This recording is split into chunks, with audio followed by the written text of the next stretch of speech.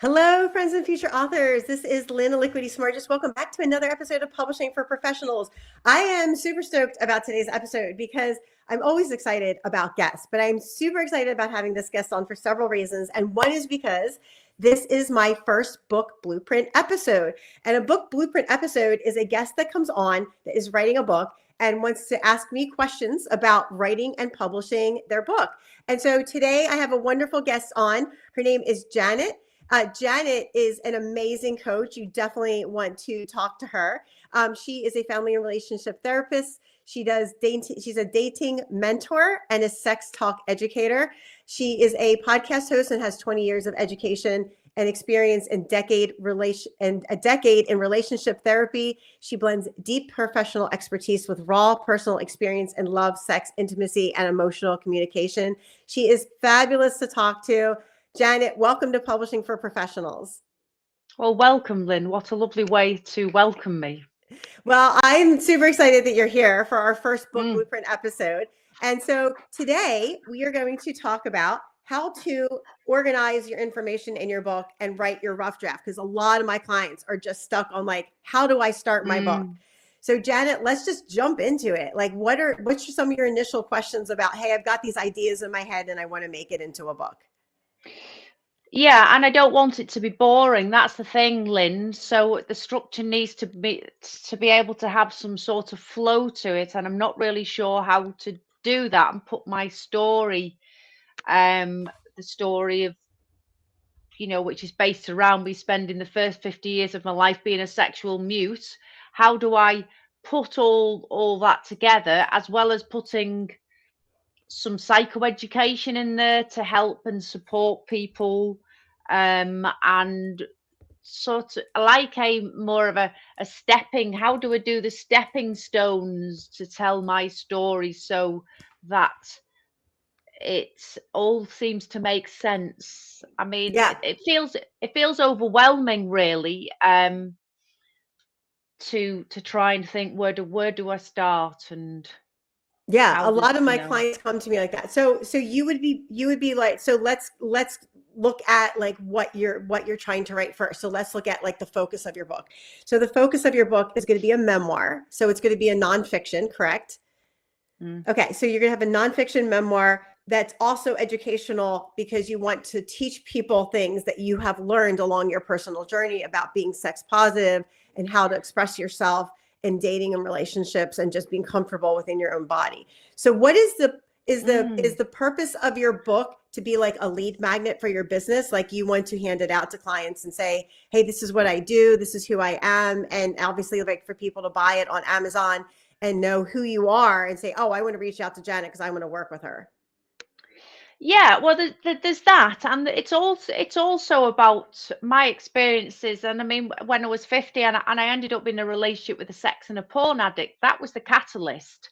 And I think there's a lot of women out there, in particular, who will have, will be going through what I went through with body shame, and how can I help them? To the body shame is because you're always comparing yourself, you see, where you're in a battle with porn becomes the enemy, and you can't understand it, so that they can understand and have more of an education. So although I want it to be part of my story, I want to be able to give people an education to be able to support them. And if they want to come and work with me, they can come and work with me, but I'd like to be able to have something that would enrich their existence, and know that it's okay to feel what they're feeling, and to be able to have some strategies to grow from that. So what I'm hearing, what you're saying, Janet, just to make sure that I am clear on your message, is that you have your story, and that as you're telling your story, you want people to like, you want also to interject in that. So like you want to figure out, how do I interject in the story the lessons I've learned and how someone else can learn these lessons and prevent these things from happening. But you want to learn how to make that into a succinct flow that is interesting for the reader to read and they can understand it, but have that like, but also educational, but not be so complex people get lost in the story. Yeah, I don't want it to be complex. This is the thing, that I don't want to be it's this theory or that theory. I just want it to be in lay terms so that anybody can get an understanding and to be able to implement some of these things in their life if they're going through those situations, of which I've got a feeling there's lots of women who might be and men might Hmm. be having issues with porn, and the women might be hating on the men, but they don't know there's a reason for all of that. I would like to be able to get that into really to reduce the shame around these sorts of relationships, and to reduce the shame.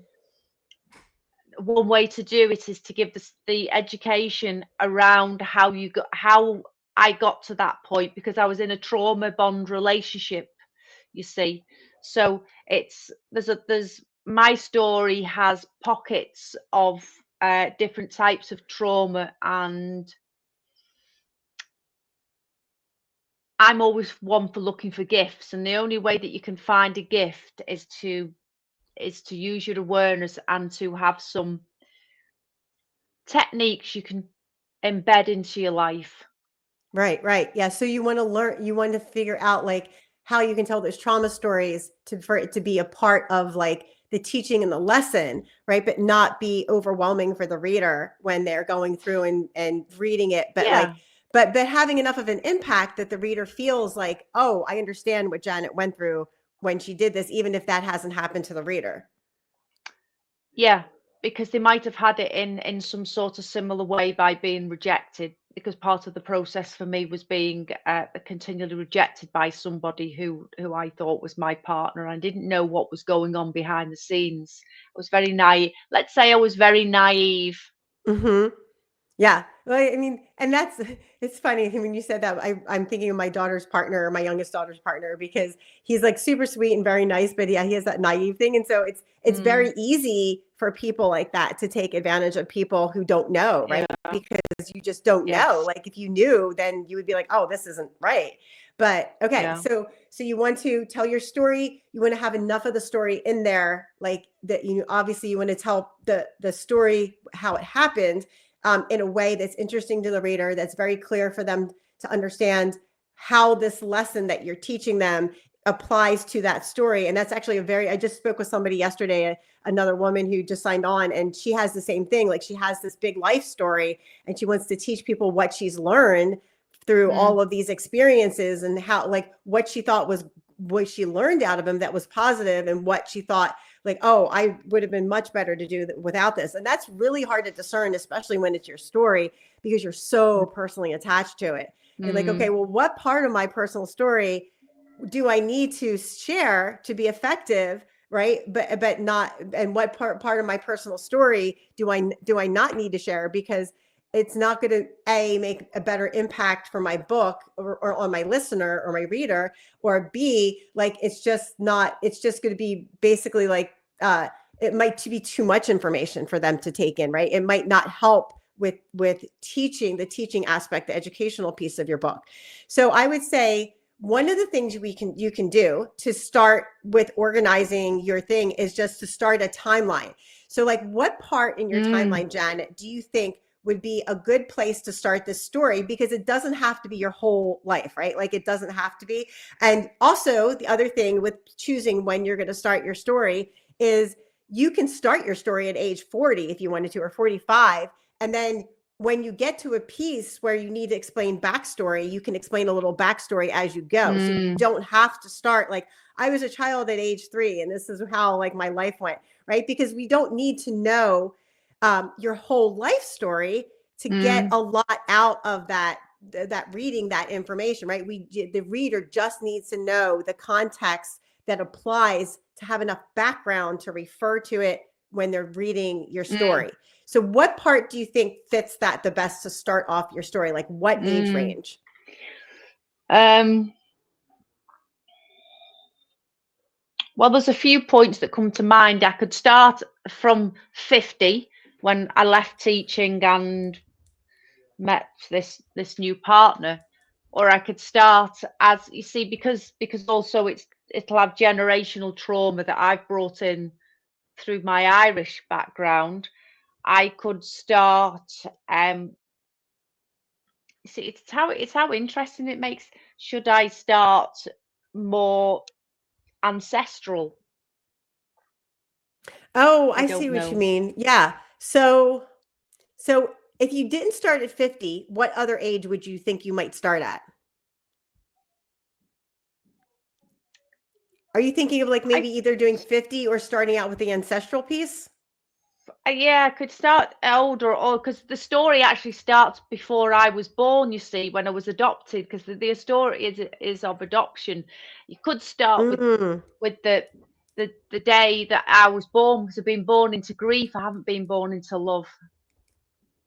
I think that's actually a really powerful place to start because typically when I tell people they're telling a storyline, like you don't have to tell it from the beginning, but because you were adopted, I think that's a Mm, fabulous starting point because it really immediately drives home to the reader like this was not like you were born into a family and had a brother, like right, like this is not typically mm, what people are born into. So I think mm, starting at that point in your life, like talking mm, about your like I was born, like I was born and I was an orphan and I was adopted by a family puts you in a very mm, special like category that you already started off life really hard. Like you didn't have any advantage starting off like that in life. So I think that's a really great hook for a couple of reasons. yeah. One is because it's going to pull the reader in and have empathy for you and say, oh my gosh, this is like Janet really had a rough start to her life. Like, and here she is, like, you know, having a podcast and writing a book and like doing all these Mm, things. Like, that's an incredible, you know, starting off being an orphan and now you're doing all these things. Like, she's clearly done a lot for herself. And so I think mm, that's a great starting point is starting out like, hey, I was an orphan and blah, blah, blah. And then you could actually jump from that piece in that chapter 1 to like go to age 50. And now here I am, like, you know, I started off an orphan and now here I am at age 50. I just left my teaching job and I met this guy who was a predator, but I didn't know that because I was born an mm, orphan and I never learned, like my families that I was with, I never got taught this XYZ. So now I end up here at 50 in this predatory relationship and then start telling like what happened. And then you can kind of like break off and say like and do some lessons maybe along the way. But yeah. what's your next question you have for me, Janet? Like what else like if you were to do like starting off with your adoption and your orphan and then going jumping to 50, like what would be you think the next step in writing your story?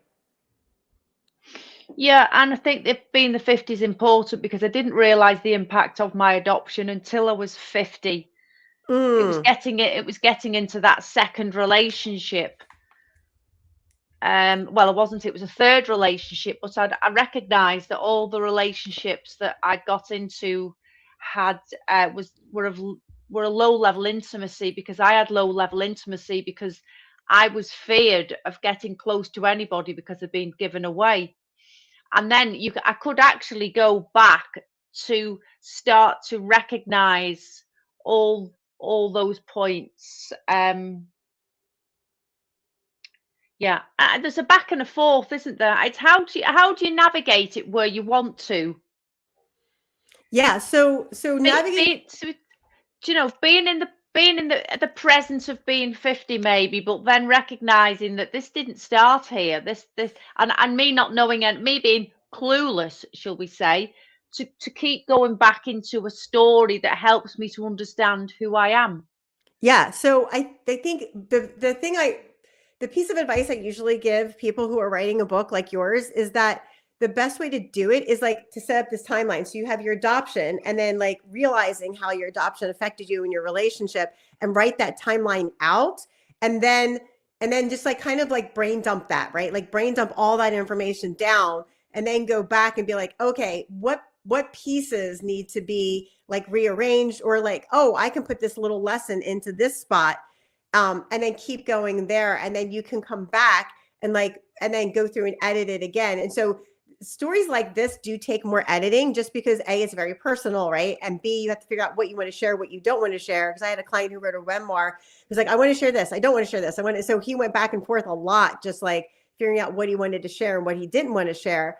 And then just like, and then as you're writing your story, you can be like, oh, this would be a good spot to say, okay, and then this is what happened before, to give people context. So you can actually figure that out as you're going along. You don't have to know like all the details of your outline from the gate, right? Does that make sense? And so, Yeah. so Yeah. that's one of the things I would definitely recommend for writing your book. And then I think the other thing would be just like, don't over, when you're doing your rough draft, don't overthink what you want to put in your book and what you don't want to put in your book. Because I always say it's better to put more information down, because it's easier to, like, for writing a book for this purpose, right? It's easier to write it all down and then take out the information, because you don't have to completely cut it out. That's another thing. Some of my clients be like, oh, I just have to completely cut this out. You can take it out of your story, but what I always recommend for clients to do is just put it on. We literally have a document in Google that says extra content, and put it in that extra content piece and just title it so you know what topic it is. So that way, if you're going through another edit and you're like, oh, wait a minute, I had this story I took out and it didn't fit in this chapter, but I think if it's really good in this chapter, that way you can take it out and put it in a chapter that it better fits, or you might not use it. And that's okay. Like, one of the things I like to tell my clients a lot is that don't be judgmental of like yourself as you're writing. Like, don't edit yourself, because editing yourself as you're doing your rough draft and just doing your brain dump will just kill your creativity, because you're going to constantly overthink like what you're like, is this right? Is this right? Is it like as you're writing it, right? So I say, definitely just do the brain dump, think about it. And then if there's anything you need to move off into that extra document, you can do that and then bring it back later, or vice versa. Like if you say, oh, I'm going to add this into this part of the story, you can do that as well. All right, my friends, we're going to take a super quick break right here. But when we come back, we're going to talk more about Janet and her book journey. So hang on, and we'll see you just in a minute.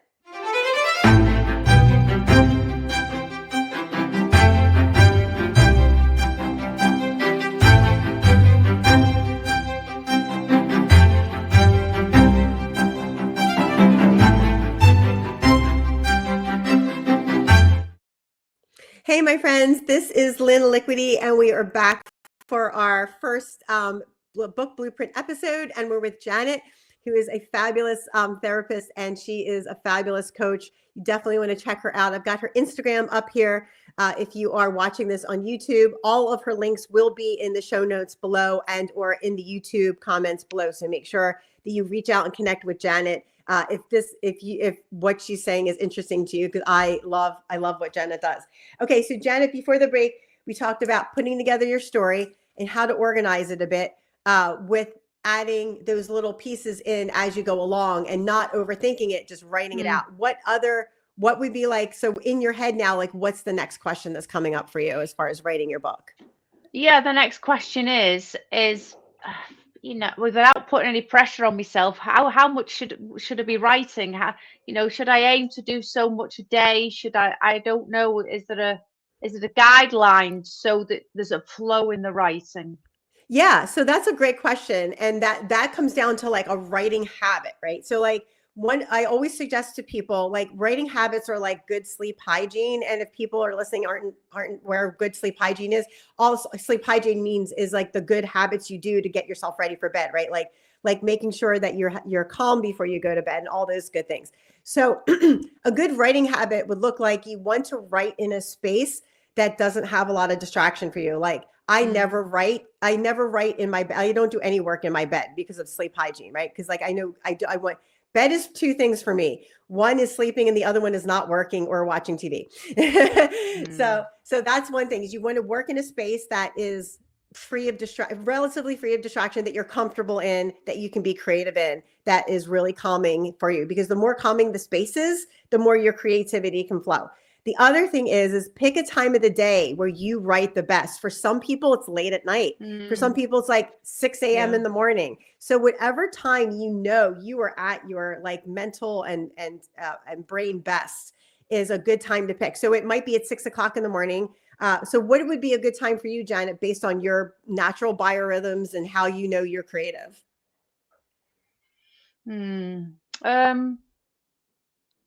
I think I work quite well in the morning. Okay. And so would you think you work well in the morning, like right when you get up? Would you have to like go out for a jog and eat breakfast and then work? Like, what do you think would work best for you to carve out like carve out a time that would be consistent. Do you know, if I could get up at the same time, I could bolt it on straight away after. This is what they do. That is a technique where you put it to something you already do. I Yes. meditate every morning. I could do it. I could have a period of writing straight away after I'd meditated. Oh, and that's actually a fabulous time to do it because your head's so Mm. clear from meditating. That's excellent. Mm. Yes. So yeah, so tagging it on to another habit you already have is a Yeah. great way Yeah. to make a new habit, right? Because you already have that in place. And so all you have to do is, okay, after I meditate, I'm going to write. Now, when you sit down, do you like to write? Do you like to sit down and write? And it's okay if you say no, because a lot of my clients don't like to write. On a Not when I'm scale of in. 1 to 10, 1 being like, oh my gosh, I would rather change my cat's litter box than write, and 10 being like, yes, if I'm going to have fun, this would be one of the top 3 things I would do to have fun. Where does writing fall for you, Janet? No, I probably think about 6, maybe. Okay. Okay. So would you feel comfortable? Like, so if it's a 6, I would say start small. So maybe you're sitting down writing for 10 minutes or 15 minutes, right? So, and so you don't have to sit down for like an hour or 2 hours. So maybe 10 minutes a Okay. day, right after you meditate, you sit down and you write a little bit, or you organize, or do whatever it is, right? And so in that 10 minutes or 15 minutes, you can do that every day. You can do that 3 times a week. You can do it like Monday through Friday and then take the weekends off. Or you can do like Monday through Friday, you write 10 minutes a day. And then maybe on Saturday, you sit down and write for a half an hour, right? So like Yeah. you need to make a schedule that you're comfortable with, that Mm. that it's not overwhelming for you. Because if you sit down and be like, okay, I like to write like a 6 out of 1 to 10, but I'm going to sit down for like 2 hours a day and write, you're going to get burned out. It's like someone going to the gym who Mm. hasn't been to the gym and they start lifting 500 pounds, right? It's not going to be Mm. good. So you want to figure out a good, consistent habit and time that's going to work really well for you, Mm. that you can keep up with and feel comfortable with. So would you say like 10 or 15 minutes a day would be something that you would be comfortable sitting down and doing? Yeah, I could probably do a little bit more. Sometimes when I don't want to work, I sometimes say I'll just do an hour if I'm doing something, but once a minute, I can sustain it. But I think with the writing, I think if I aimed for 15 minutes and then built it up to half an hour, Yeah. that would be really great. Yeah, and that's Yeah. another option you can do too. Like if you say, okay, I'm going to do 15 Mm. minutes every day, and some days you don't have a half hour in your, that's fine because you hit your goal of 15 minutes, right? So Mm. like make your goal really easy to attain so you feel successful. But then on the days you're like, oh, I'm writing for 15 minutes, I can go for more. Then go for it, right? Yeah. If you have the time, then do it. Absolutely. So then, yeah, because consistency is key. Because like 15 minutes doesn't sound like a lot, but if you write for 15 minutes a day and you do that every day for a year, you're going to get your book done pretty quickly, like the rough draft anyway, Yeah. right? Like you're going to make progress. And that's the point, is not to say like, oh, I only have a year to get this done, but just not to put it in a focus of like, unless you have something like a TEDx talk or something, right, that you want your book for, then you have a really hard deadline. But if you don't have a super hard deadline, don't put that pressure on yourself to be like, oh, I have to have this out. Because just the fact that you're doing that good writing habit and you're moving forward with Mm. it with the consistency is good. That's the whole goal, is just to be consistent Mm. and move forward. So if you're writing every day and you do this for like 15 minutes a day, the other option you can do, instead of just sitting down typing, is you can write yourself an outline of what you want to write about and then talk it Yeah. into like your microphone and then transcribe that on like Mm. Otter or any of the like the transcription services. And you can use the automated one. You don't have to use the person one that's more expensive, because the automated ones are really good right now.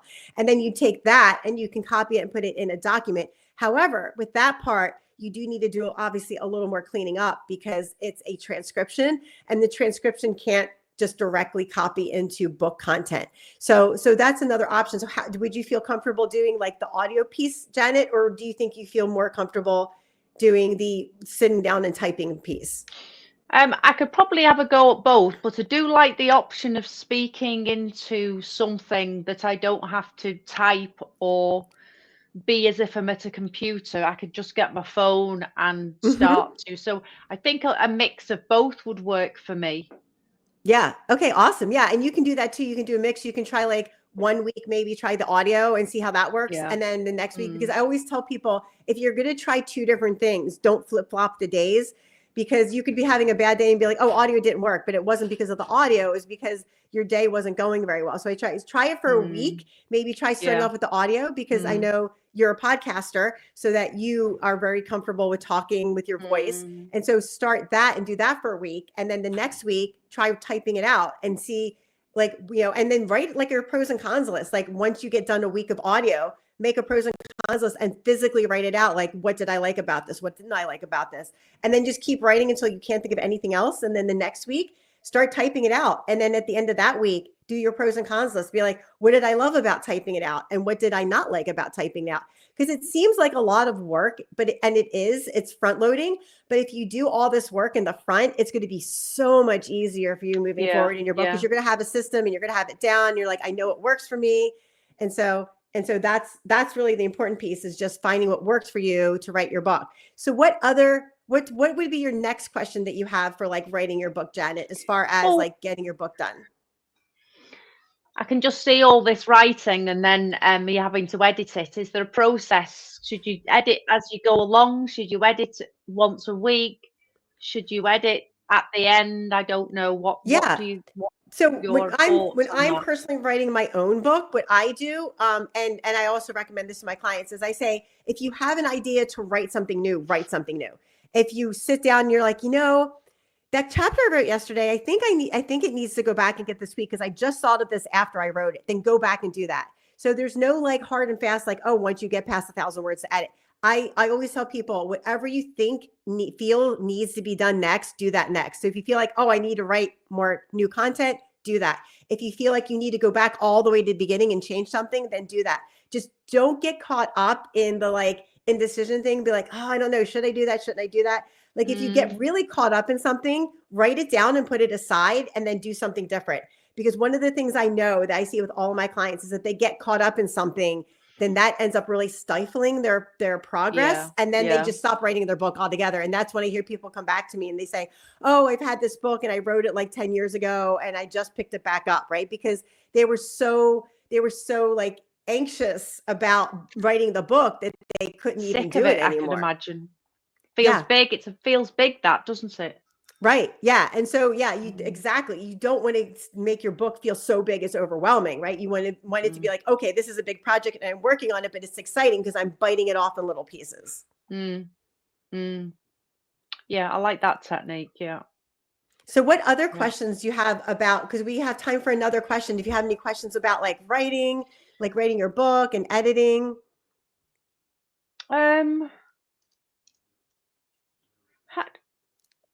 If I was to put quotes and things in, I mean, is that something that would happen afterwards, or can I start to gather different sources of information? I feel like I want it to be what things weaved into it. Can that be gathered as I go along? Absolutely. Yeah. So what you can do, and what I always suggest people to do for like quotes or pictures or any type of like added content that's going to bring value, is to have a separate folder and to put like all your quotes you want in that folder. Now, the one thing I always recommend to my clients with quotes, if it's your quote, that's awesome, because your purpose of your book is to be a lead magnet, right? You don't want to have, like, one of my clients was writing and the start of every chapter of his book was a quote from somebody else. So I'm like, you're making that other person look like the expert.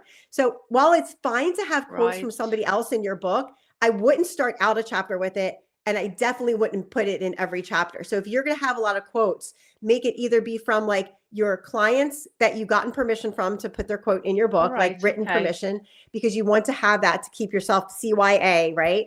And then to cover yourself. And then the other thing is you can have quotes from like that you said on your podcast, or that you have like in your head, right? Like, this is a quote from you. So that reinforces that you are the expert in your field. And while it's fine to have like Maya Angelou or whatever in your book, you don't want to start every chapter with that. And I would say, don't start a chapter with it, and don't have every chapter have a quote from somebody else. Yeah, I hadn't thought of it like that. Yeah. Awesome. Great. Well, this has been great. So do you feel like you've gotten a lot of value? This has helped you kind of get like a good start on like where you want to go?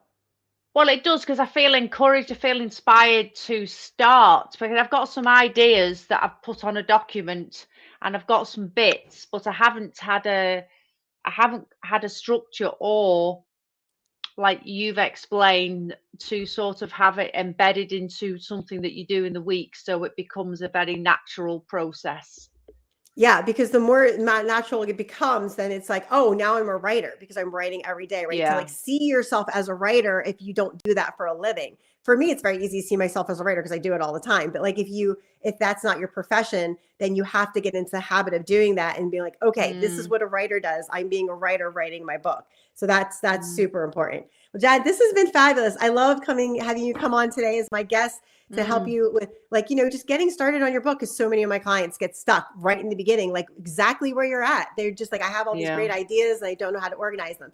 So can you tell so I know you have a freebie to give away to my Mm. listeners who are interested in it. Can you tell us, where can people find you and what is the freebie you're giving away? We will definitely put a link to your freebie in the show notes below. Yeah, okay. Well, I've created a quiz to help people understand the love patterns, the survival love patterns that they are running, so that they can make more conscious dating decisions and they can be safer in their dating experiences. I work with a lot of couples and families who are bringing love patterns that aren't from the heart. They're more survival love patterns into the relationship, and that's stopping the intimacy. So I'm all about sort of family intimacy, relationship intimacy, so people can have closer connections. So I've made a quiz, and also with the quiz, you will end up finding out what sort of blueprint you are, whether you're an overgiver or a dreamer, and that will influence your behavior in relationships. And it will also I've got a training video then that comes at the end of that, which explains relationship energetics, the energy circles, and how the relationship isn't part of either one of you, it's a shared space. And from that, some explanation about the blueprints and how they fit in and how you can grow from them so that you're actually dating from your heart. So it's a decoding process so that you can find the voice that's truly you and you can connect from your heart, and also be predator wise, Yeah. because in the dating situations that you end up, you don't really know the signs of a predator. And I think that's really useful very early on to recognize, one, I'm going to have survival love patterns here and I'm not aware of them. Become aware of them. Get clues that you might be with a predator. Because if you're an overgiver, you're going to meet an overtaker, and that will really, the overgiver will get totally burnt out trying to give, but the taker doesn't know anything different than to take. Right. So if you understand the concept of predator prey, so I've put all that in there to really help people in the dating experience. So they're lifelong daters and not short-term maters, as I would call it. I love that. And it's not just, and it's actually good for people too, who, even if you haven't experienced trauma in your childhood or your life, to Yeah, like learn that, because a lot of times you will encounter yeah, people in your dating life, especially like females, right? If you're a male dating a female or a female dating another female, you're going to encounter people in your life that have that experience of trauma. And this quiz could actually help you help them. And, or if you're dating somebody that is, like, has trauma, or you yourself have trauma, you can use yeah. this as a guide to help you out of that space. So I think this quiz guide, your guide, is absolutely amazing, and I would definitely recommend anybody who is in the dating space, or even if you're not Well, in the dating space and have a relationship, to try this out, and definitely to contact Janet. So Janet, where can people find you to get a hold of you if they're right. looking for So that, for your service? they can find me on Instagram as the Groovy Gram. I have got a Facebook page which is dating with it's Groovy Dating, and I'm on LinkedIn if you're a professional and you want to improve your relationship. And I have got some stuff to go onto YouTube, but that hasn't actually gone on yet. But so they're probably the places, but I also have all my digital products and my services on Stan Store. So it is Stan Store, the Groovygram.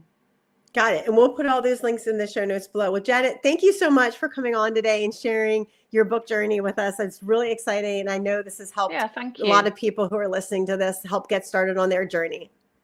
Yeah, brilliant. Thank you very much for inviting me.